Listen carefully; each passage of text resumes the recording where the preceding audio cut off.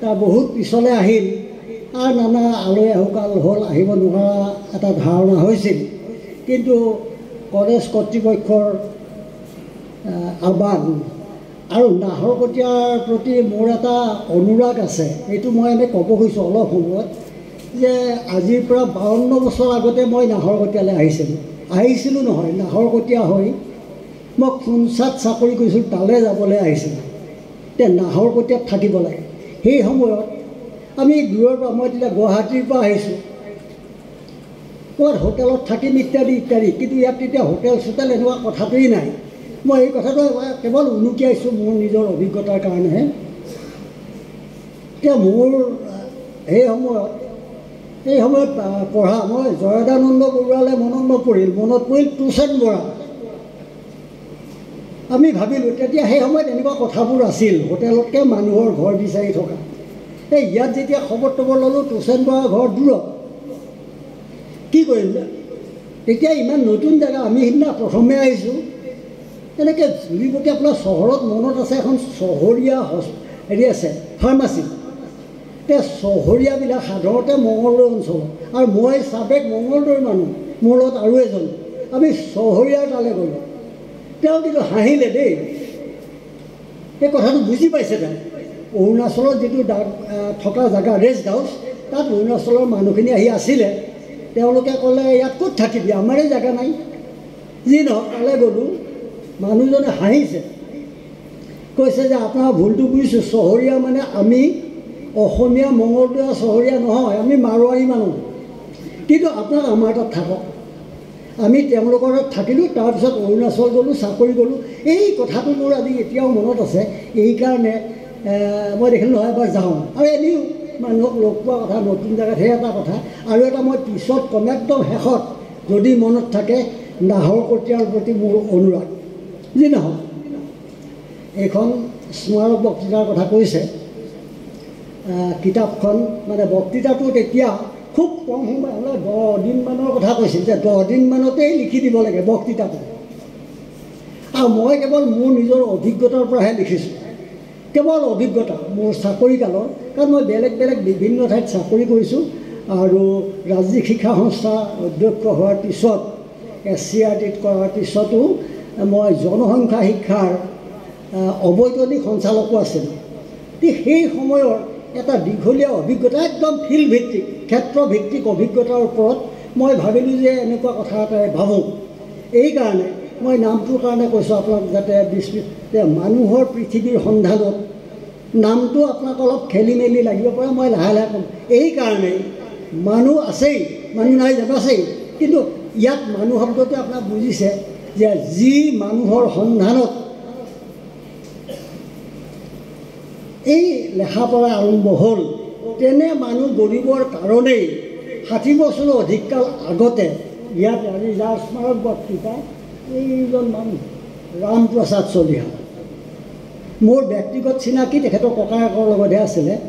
তেখেত নাহৰকটীয়াতে থাকি কিবা এটা কৰাতকৈ ওলাই গ'লে আৰু বৃহত্তৰ অঞ্চল, বৃহত্তৰ অসমত এটা বিশেষ হয়তো স্থান হ'লহেঁতেন। কিন্তু তেওঁ নাহৰকটীয়াখন উজ্জ্বল কৰা এটা আশা, মানুহ গঢ়াৰ আশা, মানুহৰ পৃথিৱী এখন গঢ়াৰ আশাত ইয়াত থাকি গ'ল। তেখেতৰ বিষয়ে আৰু 2-4টা কথা মই ইয়াত জানিলেও এতিয়া ক'ব খোজা নাই, কাৰণ সময়টো বৰ কম। আৰু এই কিতাপখনৰ গোটেই বক্তৃতাটো মই নিশ্চয় ক'ব নালাগে বুলি কৈছে, নালাগে, আপোনাৰ কিতাপখন পাব। মই কি অৰ্থত কৈছোঁ সেই কথাটো কৈ, তথাপিও এই নাহৰকটীয়া কলেজলৈ আহিলোঁ। আহি ইয়াৰ প্ৰথম যিবোৰ কাৰ্যসূচী দেখিলোঁ, কলেজখনৰ আশে পাশে ঘূৰিলোঁ, বাটত আহোঁতেও শুনিলোঁ, কিছু পৰিমাণে মই যিটো বিষয়বস্তুলৈ যাম, সেই বিষয়বস্তুটো ইয়াত চিধা চিধি হয়তো টাচ নকৰে আমি ভবাৰ দৰে। তথাপিতো মই এটা বৃহত্তৰ কথা, তাৰ আগতে আমাৰ এটা ব্যাখ্যা কৰিছিল যে আমাৰ দেশখনৰ কাৰণে আমাৰ তাৰ প্ৰয়োজন। মই অহাতে এই বক্তৃতাটো এখেতে কৈ আছিলে যে আমি কেনেকুৱা মানুহ বিচাৰোঁ, মানুহটো চবেই, কিন্তু এই দেশখনত মোৰ বক্তাৰ বহুত কথা আপোনাক ক'ব এইকাৰণেই নালাগে যে মই যিবোৰ ক'ম সেইবিলাক আপোনাৰ আটাইৰে জানে। মই দূৰৰ পৰা আহিছোঁ কাৰণে বক্তৃতা হিচাপে কৈ যাম, কিন্তু আপোনালোকে মই যেতিয়া কৈ যাম দেখিব যে মই কোৱা কথাবোৰ আপোনালোক আটাইয়েই জানে। এনেকুৱা কথা হ'ব পাৰে কিছুমান কথা একদম স্পেচিফিক, বিশেষভাৱে হয়তো আপোনালোকে তেনেকুৱা ক্ষেত্ৰলৈ যোৱা নাই। তাত বাহিৰে মই বক্তৃতাটো যিবোৰ কথা ক'ম সেই কথাবোৰ আপোনালোকে আটাইয়ে জানে। কিন্তু এটা কথা সঘন উচ্চাৰিত কথা এটা মই তাৰ ঠিক বিৰোধিতা নকৰোঁ, কিন্তু সেইটো গইনা লৈ মই ক'ম। আৰু যিহেতু এইখন মহাবিদ্যালয় মোৰ প্ৰথম চকু কাৰ ওপৰত, ইয়াৰ ছাত্ৰ ছাত্ৰীসকলৰ ওপৰত। আৰু মই আজি আটাইতকৈ ভাল পাইছোঁ এইকাৰণে তেওঁলোকক ক'বলৈ যাওঁতে মোক দুটা দলৰ প্ৰয়োজন। এক, ল'ৰা ছোৱালীখিনি। দুই, তেওঁলোকৰ অভিভাৱকসকল। কাৰোবাৰ হাতত যদি কেতিয়াবা পৰিছে, মই এখন কিতাপ পঢ়িছিলোঁ, অভিভাৱকলে মুকলি চিঠি।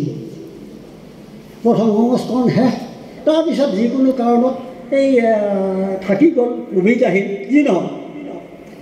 অভিভাৱকলে মুকলি চিঠি বুলি লিখা মোৰ কিতাপখনত অভিভাৱকলে এড্ৰেছটো কৰিছোঁ। অভিভাৱক মানে বাপেক, মাক, শিক্ষক, শিক্ষয়িত্ৰী, জ্যেষ্ঠ নাগৰিক বা যিসকল জ্যেষ্ঠজন, ককায়েক, বায়েক, বৌয়েক, মাক, চবকে ধৰি।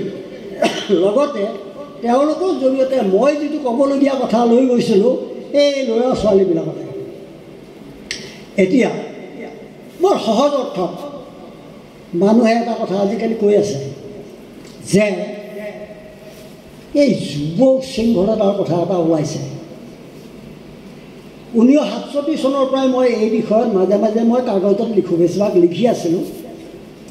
তেতিয়া মই যুৱ শৃংখলতাৰ কথাটোকেই ভাবি আছিলোঁ, কিন্তু পিছত মই দেখিলোঁ যুৱ শৃংখলতা বোলাতকৈ আমি পটকৈ সেইটো কথা কওঁ, যুৱ মানসিকতাৰ কথা কওঁ।